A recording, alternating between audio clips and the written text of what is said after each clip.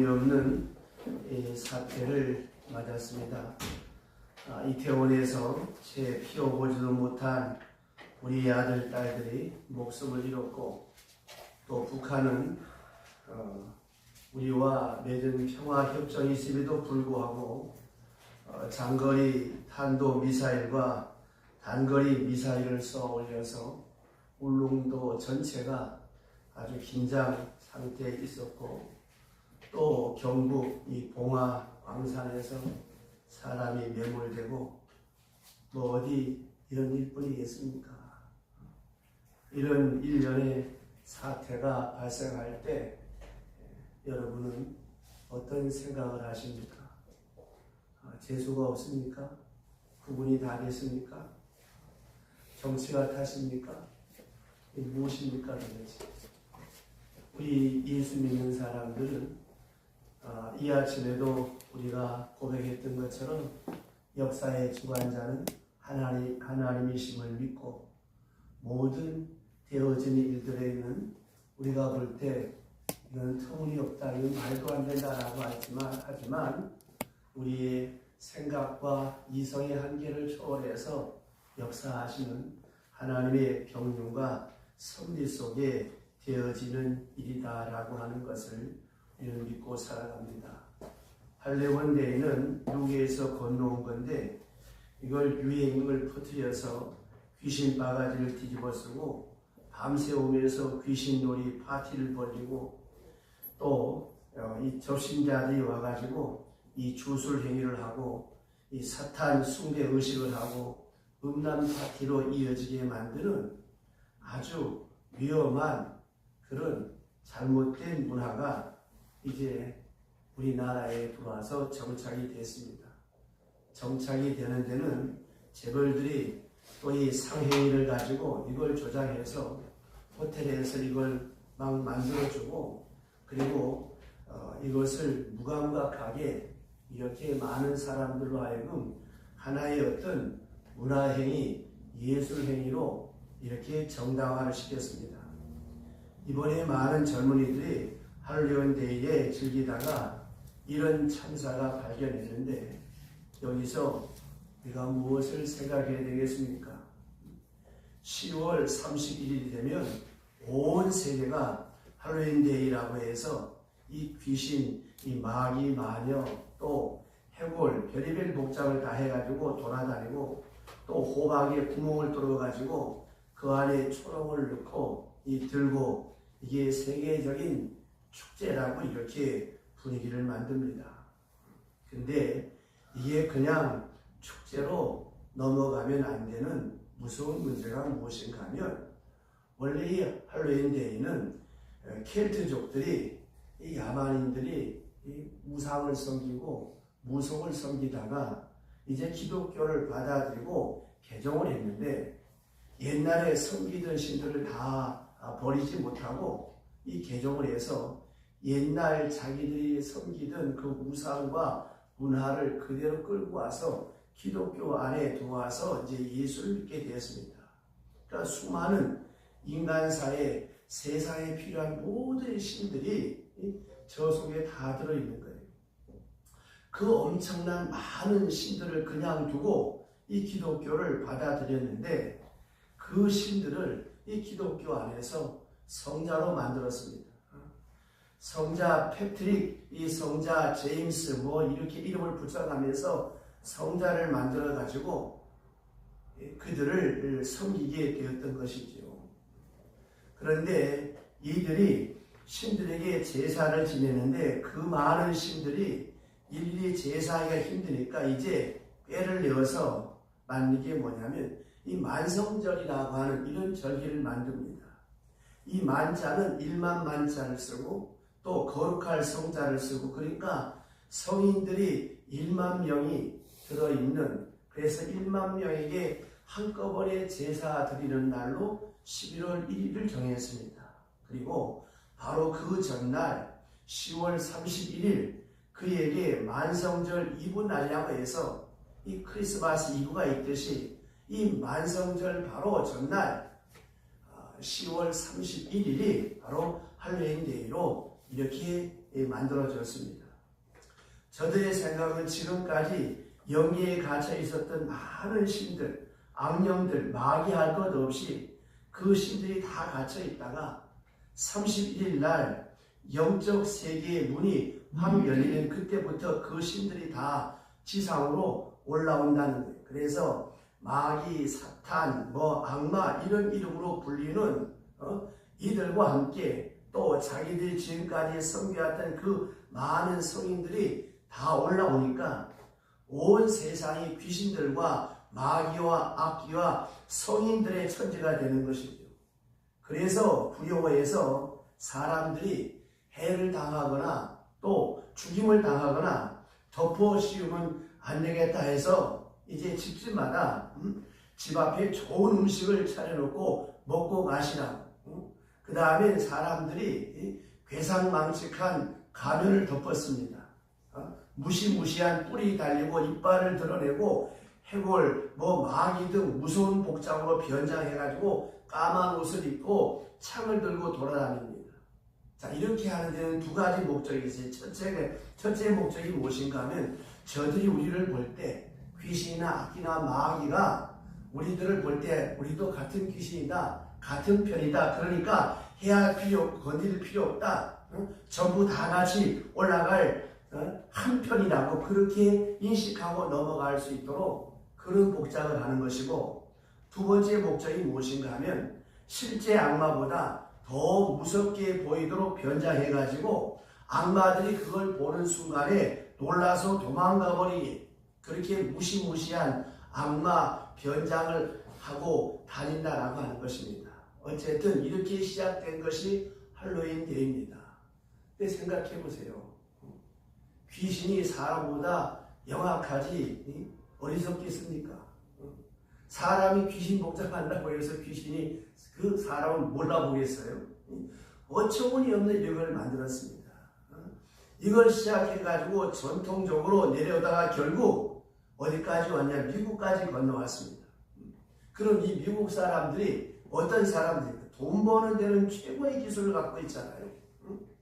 이 전통을 그대로 이용해가지고 할로윈데이라고 하는 것을 대대적으로 열면서 여기에 많은 용품들을 만들어서 이 할로윈데이 특수라고 할 만큼 온갖 옷들과 온갖 기구를 만들면서 이것을 부추겨서 판매하게 됐다고 하는 것이죠. 이렇게 흘러 들어온 것이 할로윈데이입니다. 이 이태원에서 사고가 났으니까 그쳤지, 용인 에버랜드도 그렇고 우리나라 호텔들도 그렇고 똑같이 이 상수를 적용해서 돈 벌기 위해서 이런 짓들을 하는 거예요. 어디 이것뿐이겠습니까? 지금 여러분 레버랜드 사태나 달러의 값이 자꾸 올라가고 경제적으로 얼마나 어렵습니까? 이걸 가리켜서 우리가 위기라고 합니다. 이 위기라고 하는 말은 위험한 기회라고 하는 말이죠. 크라이시스, 이 위기라고 하는데 웰스터 사전에 보면 이 위험한 고비라 하는 그런 뜻으로 되어 있고, 또 터닝 포인트, 전환점이라고 이렇게 설명하고 있습니다. 그러니까 우리가 이 부정적으로 볼 때 절망으로 치닫는 그런 위험한 고비이기도 하고, 또 긍정적으로 보면 이런 위기는 무엇입니까? 우리로 하여금 정신 차리고 지금까지 잘못됐던 일들을 멈추고 새로운 역사를 이루는 전환점이 된다라고 하는 것이 위기입니다. 그래서 어느 책에 보니까 사업을 하든 장사를 하든 성공한 사람한테 찾아가지 말라는 거예요. 실패한 사람한테 찾아가서 왜 당신이 사업을 하다가 어려움을 당했습니까? 물어보면 거기에 답이 있다는 것입니다. 성공한 사람한테 가면 자기 잘난 척하고 교만한 이야기밖에 들을 게 없다고 하는 거예요. 지금 여러분 보세요. 서울 그 신도림역에 아침 출퇴근길이 무섭습니다. 이태원 길보다 그 계단에 만약에 누가 하나 자빠졌으면 더 많은 사람이 죽었을 거예요. 지금까지 평안하다가 이 사건이 어쩌다 재수가 없어 터졌구나 이렇게 생각할 것이 아니라 이런 일련의 사건을 통해서 우리가 다시 새로운 것을 찾아내야 되는 거예요. 무질서 그리고 제도적 시스템의 잘못된 것을 우리가 찾아내야 되는 것입니다. 이것뿐입니까? 정치적 위기. 또 이걸 가지고 이제 또 촛불 시위한다고 난리를 떠는 거예요. 생각해보세요. 이렇게 말하면 참 죄송하지만 그 이태원에 간 사람들이 뭐 나라의 어떤 독립을 위해서 정의를 위해서 간 게 아니잖아요. 그러면 이 사고에 대해서 서로 아파하고 서로 위로해야 되는데 또 이걸 부추겨 가지고 이제는 애들까지 불러내 가지고 나라를 뒤흔들고 있어요. 여러분 정말 우리가 예수 믿는 사람으로서의 책임의식, 국가 간 역사의식을 바로 가져서 오늘 우리 박 집사님 기도하셨던 것처럼 기도의 불이 꺼지지 않도록 이런 위기에 우리가 하나님 앞에 기도해야 되는 것입니다. 또 경제는 어떻습니까? 아까 언급했던 것처럼 저 레버랜드 사태가 좀 심각합니다. 그것뿐입니까? 청년들이 집어넣는데 대출 금리가 올라가니까 이게 보통 심각한 일들이 아니에요. 사회 곳곳에 이런저런 많은 위기가 우리 앞에 있습니다. 그것뿐입니까? 인간관계의 위기. 전부 나 밖에 없는 거예요. 남을 생각하지 않는 거예요. 제가 새벽기도 때인가 수요일날 말씀드렸습니다만은 나 하나가 수고하고 힘들어서 다른 사람이 행복하여질 수 있다면 그건 축복입니다. 근데 이런 삶이 없어요. 남 죽여서라도 그 권고수수와 수단과 방법을 동원해서 남을 짓밟고 내가 올라가면 성공한다. 그렇게 성공해 본들, 그렇게 올라가 본들, 여러분 파스칼의 무서운 명제가 있어요. 사람은 도덕적 질서와 윤리적 질서가 망가지면 거기에는 평안과 자유와 기쁨이 없는 것입니다.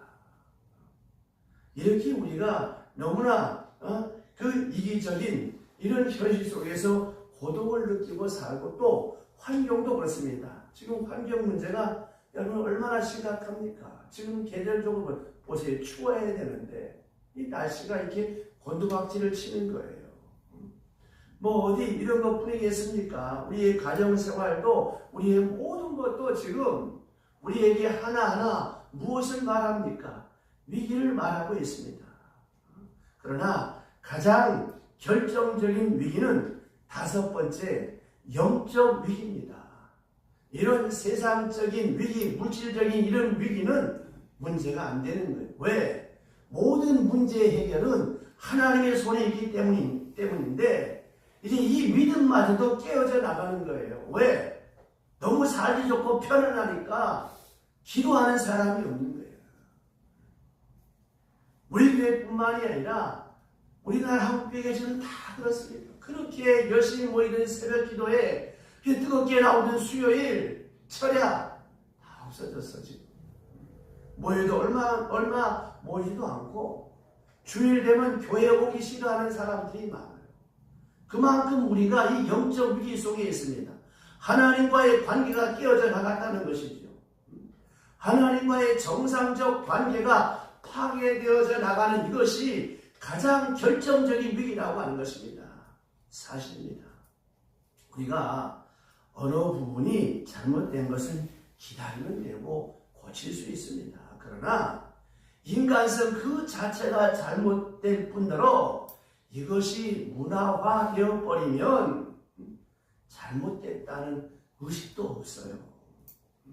윤리관도 도덕관도 다 무너져서 자기가 하는 일이 뭘 잘못했는지를 모르는 거예요. 남들도 그런데 뭐 이까짓 것 좀 어떠냐 이렇게 돼버린다니까요.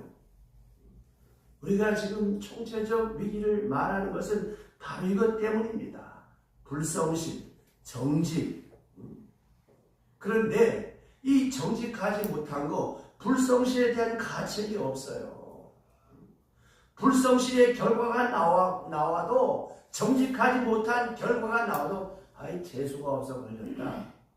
이 생각뿐이지 근본적으로 처음부터 잘못됐다는 생각을 하지 않는 거예요. 어리석게도 엉뚱한 소리만 하고 있습니다. 불성실, 거짓, 이거는 여러분 참 무서운 것입니다. 그래도 불구하고 이제는 체질화되고 문화화될 뻔해서 이건 보통이고 다들 그러는데 나만 이런 끔찍한 생각을 하고 산다고 하는 거예요. 그러면 어떻게 되겠습니까? 토인비의 역사 이해해 보면 나라가 망하고 개인이 망하는 이유는 외세의 침입이 아니라 그 사람의 도덕성과 그 나라의 도덕과 윤리가 무너지면 망한다고 했습니다.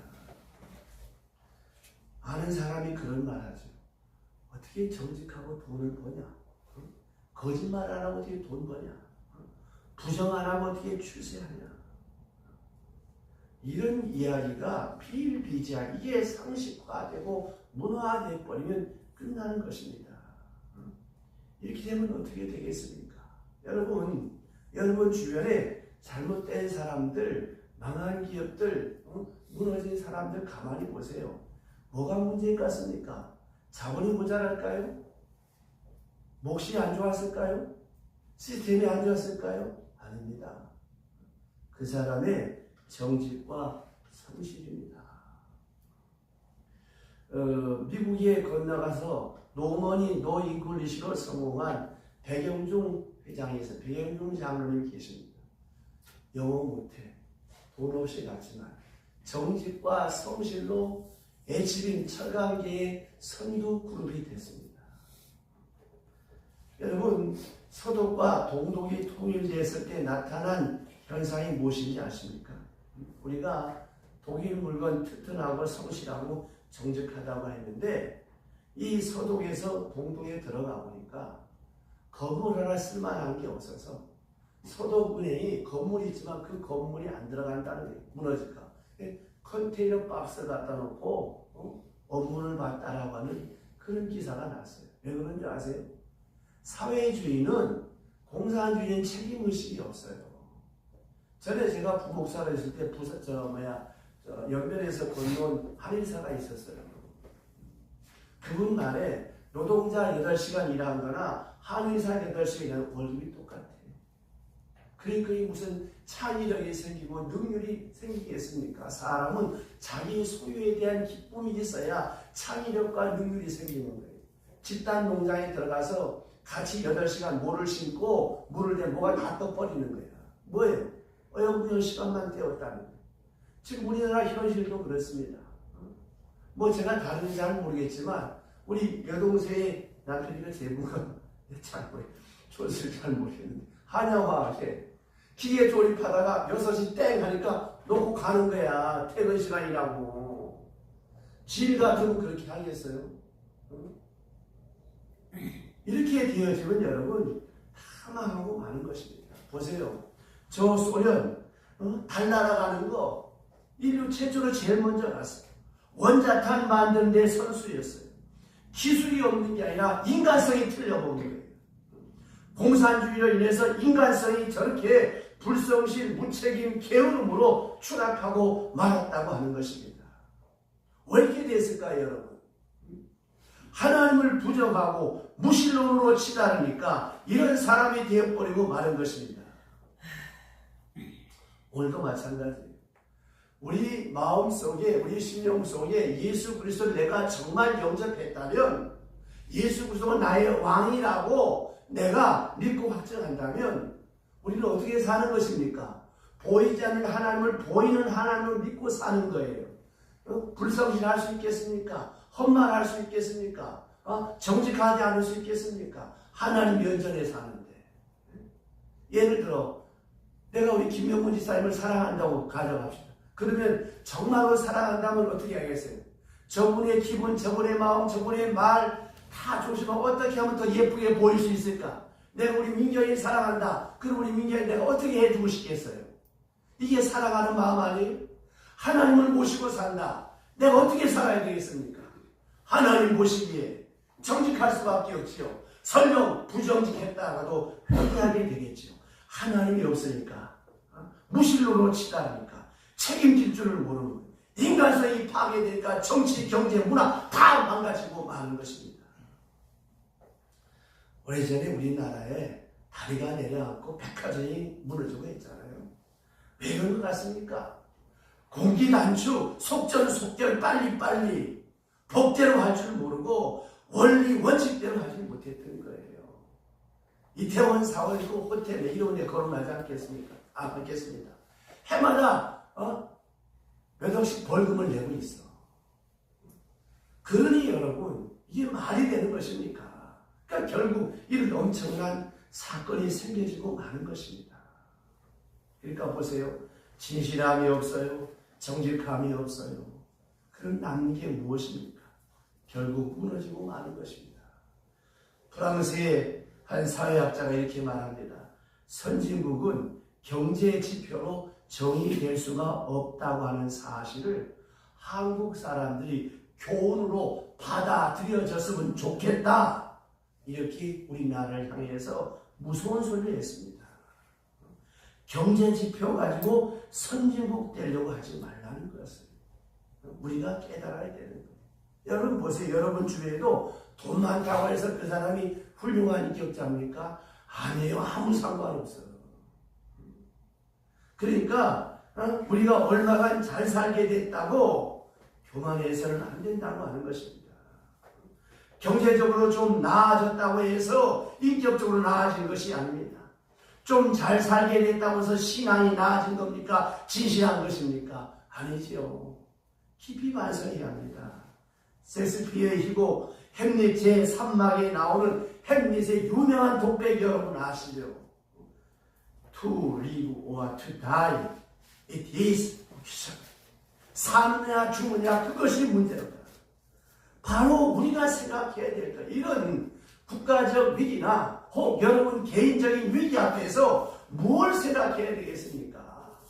과연 내가 사는 삶을 사냐, 죽는 삶을 사냐, 뭐 잘 살고 못 살고 성공 돈 많이 벌고 그게 문제가 아니에요. 사느냐 죽느냐 정말 내가 복된 삶을 지금 만들어가고 있냐. 설령 오늘 내게 어떤 이불이 많이 남지 않아도 내게 어떤 어려움이 있어도 나는 정도를 걷고 있는가?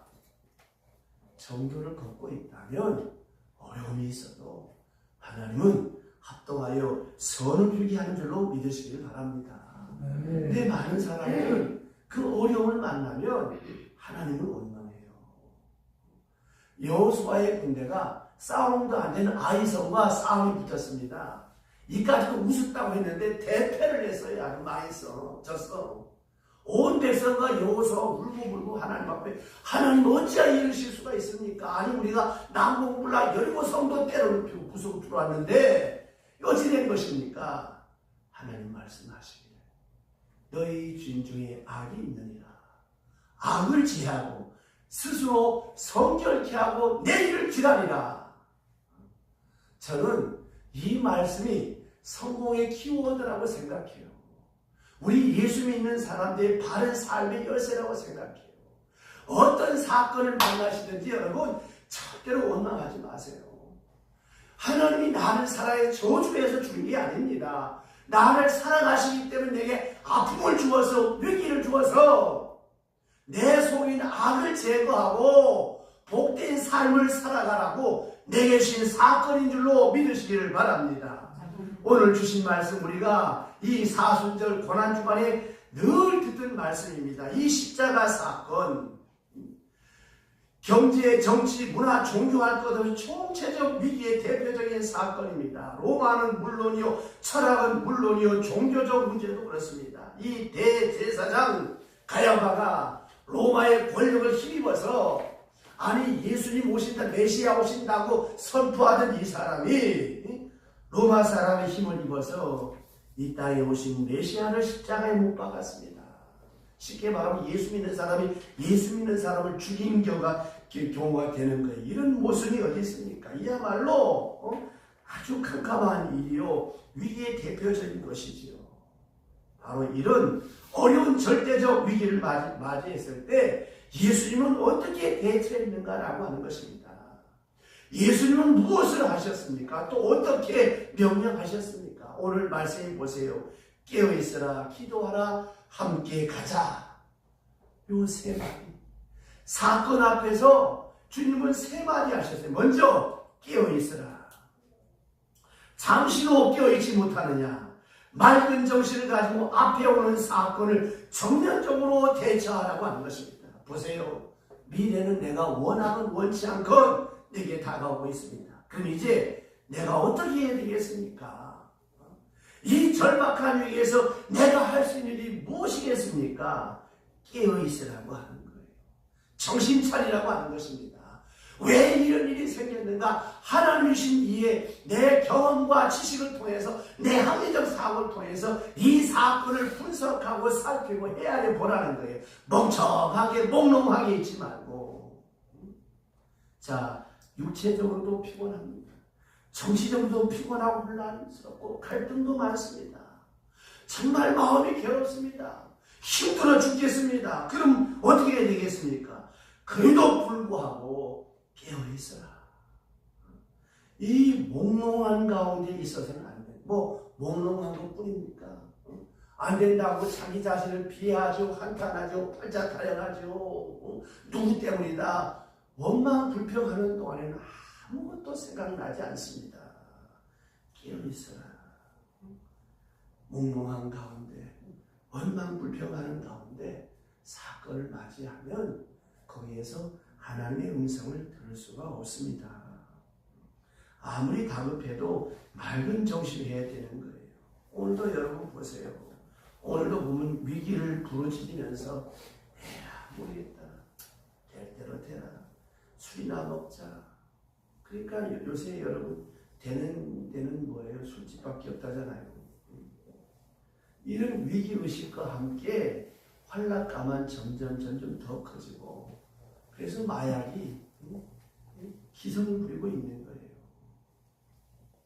주께서 말씀하십니다. 위기를 느끼느냐? 정신을 차려라.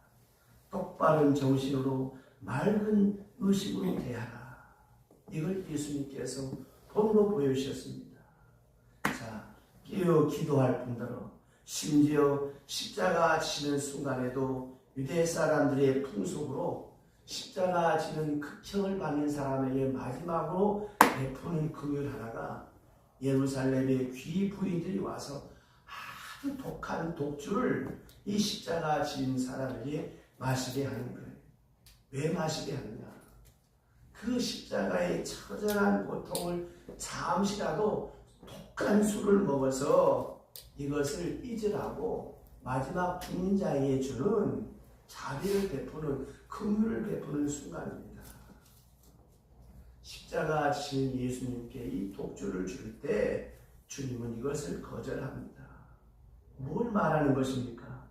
모든 고난을 맑은 정신으로, 기도하는 마음으로, 평온한 마음으로 그대로 받아들이겠다고 하는 거예요. 그러기에 십자가상에서 못 박히신 주의 7마디의 귀한 말씀을 하시지 않습니까? 몽롱한 가운데, 원망하고 불평하는 가운데, 누구 미워하는 가운데 이게 가능하겠습니까? 여러분, 십자가를 져도 맑은 정신으로 져야 합니다. 아픔을 당해도, 위기를 만나고 괴로움을 당했다라고 할지라도 거기에 노예되지 말고 맑은 정신으로 분석하고 생각해야 되는 거예요. 그래서 깨어있어라. 그 다음에 기도하라. 이 말은 뭐예요? 사건 앞에서 사람 원망하지 말고, 내 자신의 한스러움 탓하지 말고 하나님 앞에 엎드리라는 거예요. 왜 내게 눈물을 주었을까요? 왜 내게 실패를 주었을까요? 왜 내 몸에 병을 주셨을까요? 하나님이 나를 사랑하신다는데, 아니 독생자까지 나를 주셨다는데 왜 나를 사랑하시니 하나님 앞에 엎드리라. 하나님과 멀어졌던 관계를 회복하라고 하나님이 이 사건을 주신 것입니다. 그러기에 엎드려 기도해야 합니다. 하나님을 만나야 합니다. 사건이 있으면 기도해야 합니다. 근데 더 훌륭한 사람은, 지난주도 말씀드렸죠. 다윗이 옥자에 올라앉았습니다. 백향목 궁궐의 태평성대를 누립니다. 그때 그는 하나님 앞에 기도하고 하나님 감사합니다. 이 이스라엘 천박한 무명용사가 어떻게 이 높은 옥자에 앉을 수 있었겠습니까? 하나님 감사합니다. 내가 주님을 위하여서 성전을 짓겠습니다. 그때 하나님 말씀하십니다. 내가 너한테 그런 거 하라고 하지 않았는데 너는 어떻게 그런 마음을 먹었느냐. 너무너무 고맙다. 하나님 높이 칭찬하시잖아요. 여러분 언제 간절히 기도하십니까? 기쁘고 좋은 일이 있을 때? 없어요.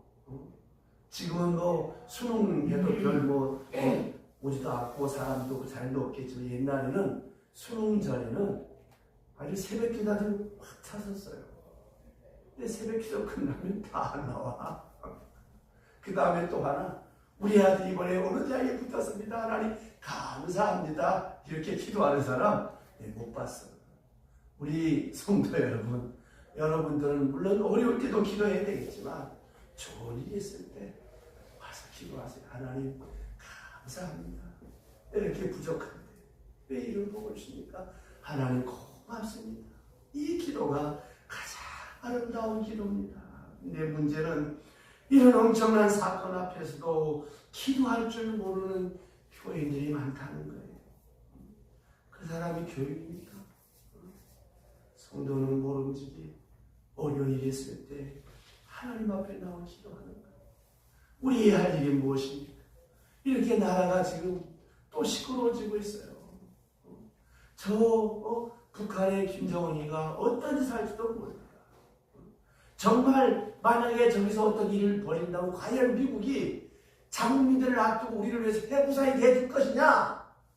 그 미지수야. 모든 전쟁의 성공 실패는 하나님 손에 있는 거예요. 이럴 때 여러분 나라를 위해서 기도하세요. 기도 가운데 가장 아름다운 기도가 중보기도입니다. 저는 우리 아들과 내 자신보다도 여러분들 위해 기도하는 시간이 많습니다. 여러분 새벽기도 못 오시더라도 아침에 일어나서 어느 곳에서든지 여러분 나라를 위해서 교회를 위해 그 여러분 자녀들을 위하여 기도하세요. 기도는 결코 땅에 떨어지지 않습니다. 만사를 제치고 기도해야 됩니다. 루이스 헤이라고 하는 학자가 쓴 책으로서 2년 동안 베스트셀러에 올랐던 책이 있습니다. You Can Heal Your Life라고 하는 책이 있습니다. 당신의 생을 치유할 수 있다고 하는 유명한 책입니다. 이 책의 주제는 이렇습니다. 악성 종양이라고 하는 병에 걸리는 그 이유가 다른 데 있지 않다. 이것은 영적 실패에서 온다라고 이분은 그렇게 강하게 말합니다. 이 책이 2년 동안 베스트셀러가 됐다니까요. 그러니까 그분의 책에 보면 그 예로서 이 흑인은 흑인대로 특유병이 있는데 적혈구와 빈혈증이 생긴다는 거예요.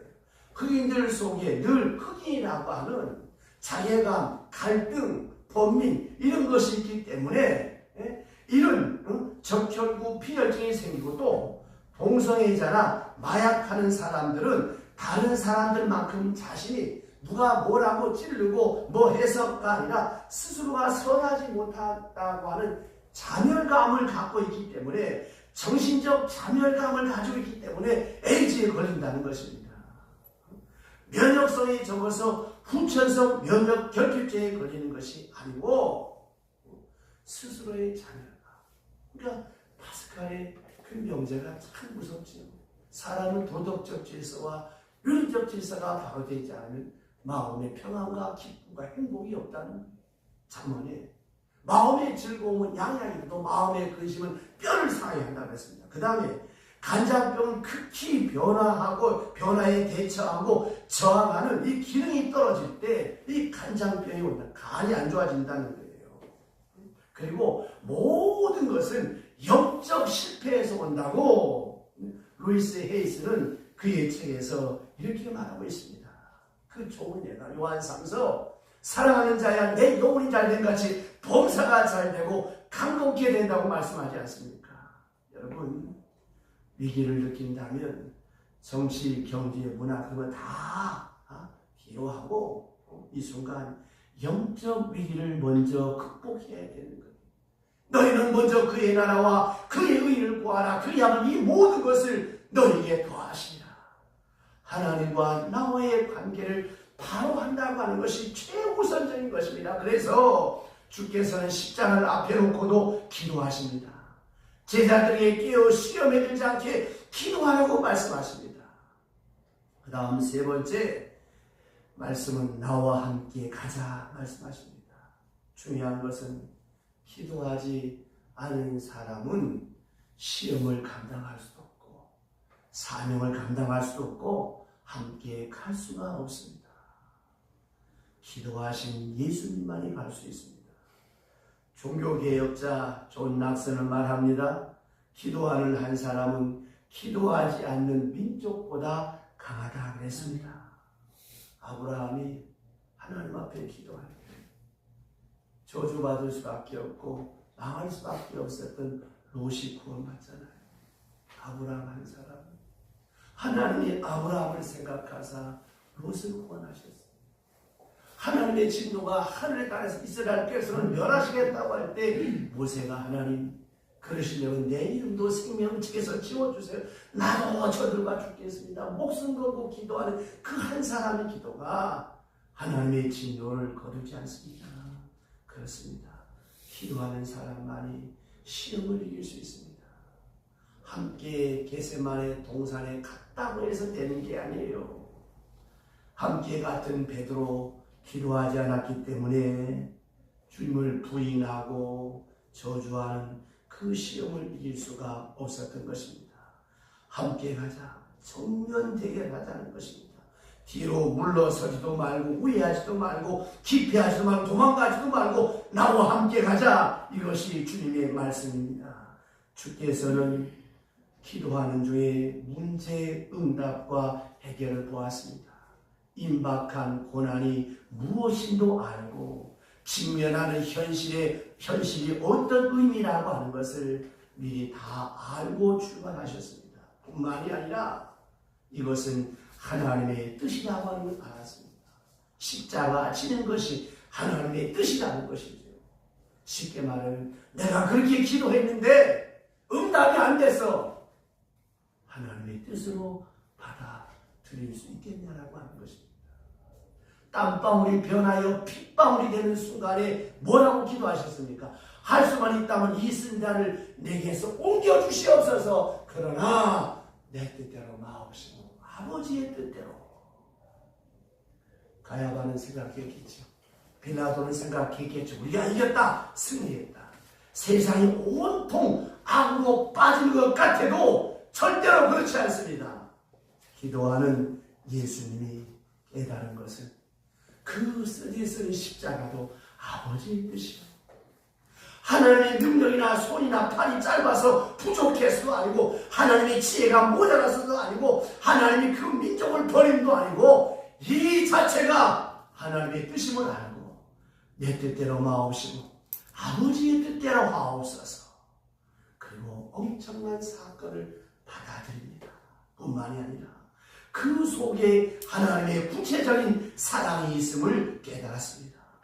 요한복음 18장에 가서 우리는 겟세마네에서 내려오실 때에 하신 유명한 말씀이 있지 않습니까? 아버지께서 내게 주신 잔을 내가 마시지 않겠느냐? 이 말이 뭐예요? 빌라도가 내게 고통 준 거 아니고 로마 군병도 아니고 가야바도 아니다. 사랑하는 아버지가 사랑하는 아들에게 주는 십자가로 깨달았고 믿었다고 하는 것입니다. 이것이 예수 믿는 사람의 모습이요. 이것이 기도하는 사람의 응답입니다. 일이 안 됐을 때 여러분 어떻게 받아들이셔야 되겠습니까? 사탄은 하나님의 저주에 대해서 압니다. 나를 복되게 하기 위하여 하나님이 내게 주신 사건으로 받아들이고 믿어야 그리스도의 사람입니다. 주님은 조용히 십자가를 지십니다. 좀 더 나아가 십자가 다음에 있는 사건, 다음에 있는 일들을 관조하시고 뻔히 바라보았습니다. 지금은 캄캄한 밤입니다만 밝은 부활의 아침을 바라보고 이제 만민이 구원받는 역사를 바라보고 온 세계의 교회가 세워진 것을 바라보고 하나님 나라가 앞에서 이루어지는 것을 주님은 십자가를 앞에 놓고 바라보셨다라고 하는 것입니다. 부활의 아침을 환히 바라보았습니다. 이것이 기도응답입니다. 그래서 그는 담대하게 고요하게 십자가를 칩니다. 그러므로 이 위기를 새 역사의 창조의 기회로 삼으셨습니다. 사랑하는 희망의 가족 여러분, 어려움을 당하고 있습니까? 답답한 문제가 있습니까? 끼어 있어야 합니다. 정신을 차려야 합니다. 낙심도 하지 마세요. 원망도 하지 마세요. 불평도 하지 마세요. 왜? 이것이 하나님의 뜻입니다. 하나님이 나를 향한 기쁜 소원이 계십니다. 하나님이 원하시는 기쁜 세계가 있고 하나님 우리에게 말씀하시는 그 사건 속에서 말씀이 있고 내게 경고의 메시지가 있습니다. 기어 기도할 것입니다. 그리고 생명의 길로 가는 터닝 포인트, 전환점이 되어져야 할 것입니다. 하나님의 사랑으로 향하여 가는 창조의 역사는 바로 거기에서 일어나는 것입니다. 기도합시다. 하나님 아버지, 문제를